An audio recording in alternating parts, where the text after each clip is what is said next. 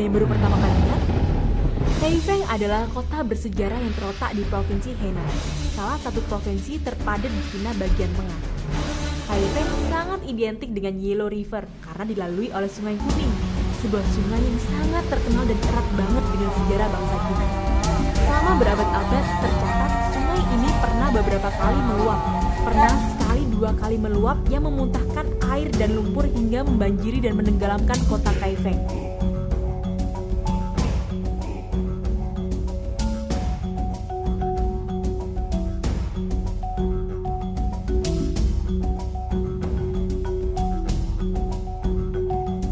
Kalau kita tiba di Kaifeng, tak butuh waktu lama memang langsung terasa uniknya. Uniknya yaitu tidak sulit mencari warung atau restoran muslim di Kaifeng. Restoran dan warung makan tersebut dimiliki oleh orang-orang Cina yang beragama Islam. Para pegawai dan kokinya memiliki ciri-ciri khusus, yaitu topi putih yang mereka kenakan. Nah, kalau di Jawa sering disebut kupruk. Mari kita kunjungi beberapa masjid di Kaifeng, dan tentunya kita mulai dari salah satu masjid tertua, yaitu Masjid Chushan. Masjid ini dibangun di zaman dinasti Ming sekitar abad 14 dan terletak di kampung muslim di pusat kota Kaifeng.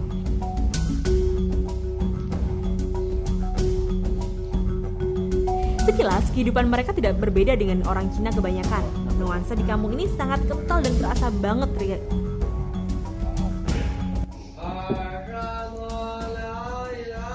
Kalau kita memasuki halaman dalam kompleks masjid, pemandangan yang agak unik adalah azan diserukan persis di luar, yaitu di depan pintu masuk bangunan masjid. Mungkin karena mereka dilarang menggunakan pengeras suara, maka azan diserukan di luar agar terdengar oleh orang-orang di sekitarnya. Orang-orang pun berdatangan dan berdiri menunggu hingga azan usai. Setelah itu, mereka bersama-sama masuki masjid yang di dalamnya memang sudah banyak orang yang menunggu waktu sholat berjamaah tiba. Mungkin karena ini sholat asar tidak sebanyak kalau dibandingkan sholat Jumat seperti ini.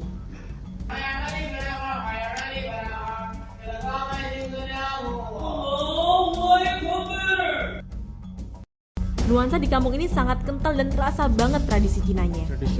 Namun, kalau sudah mulai sapa menyapa dengan ucapan Assalamualaikum, mulai terasa makin unik terutama bagi kita yang berasal dari Indonesia.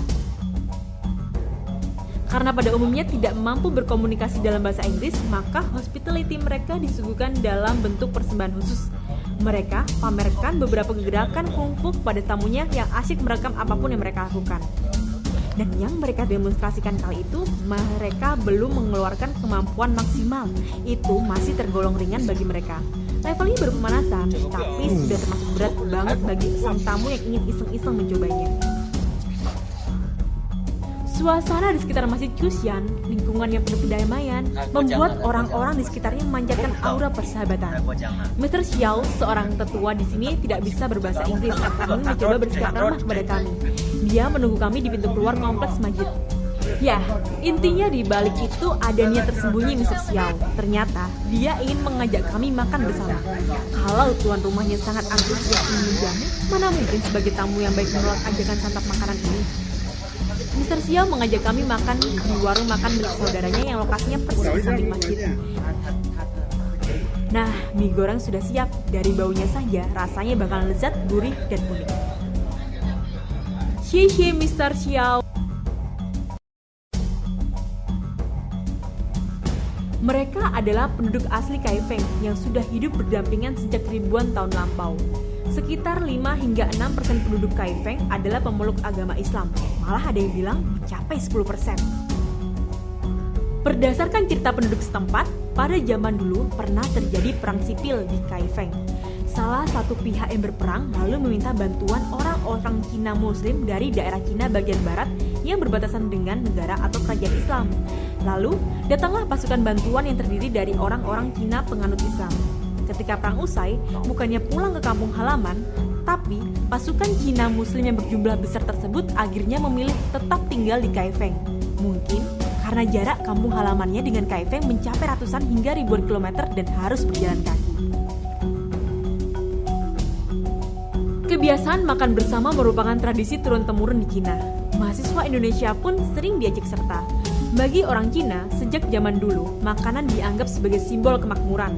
Makanan juga dianggap sebagai cara paling mudah untuk menyatakan penghormatan kepada tamu. Tak sulit mencari makanan yang disajikan Muslim Cina di sini selain mie goreng tadi.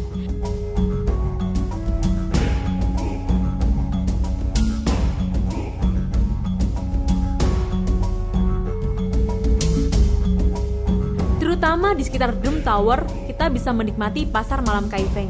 Penduduk setempat menyebutnya Bulao. Inilah pasar malam terbesar dan paling tua sejak zaman dinasti Sung.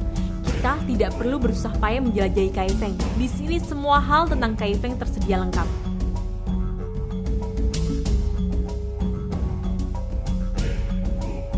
Di tengah-tengah keramaian, banyak penduduk muslim yang berjualan. Tandanya jelas, mereka mengenakan topi putih, tulisan Arab di papan nama, dan semacam tanda khusus lainnya.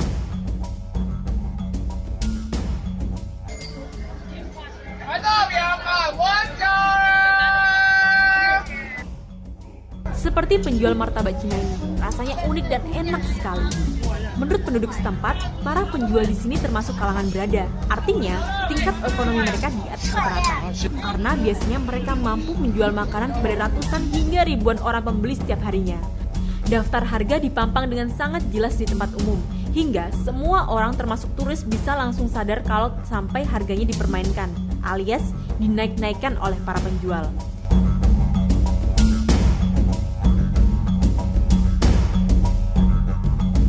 Kalau ini adalah warung makan muslim yang terletak di pinggiran kota Kaifeng. Biasanya orang mampir untuk sarapan pagi. Mereka buka dari pukul 6 pagi hingga pukul 1 siang. Menu andalan di sini adalah sup dan gorengan seperti ini yang dicelupkan ke dalam sup. Kalau sempat masuk ke dalam kampus-kampus di kota Kaifeng dan sekitarnya, misalnya Yellow River Conservancy Technical Institute, Hsinchu University, North China University of Water Resource and Electric Power, atau Henan University, beginilah suasana kantin muslim di masing-masing kampus. Mirip warung makan di pinggiran kota, kantin halal di kampus juga digemari oleh masyarakat Cina, baik itu muslim maupun tidak.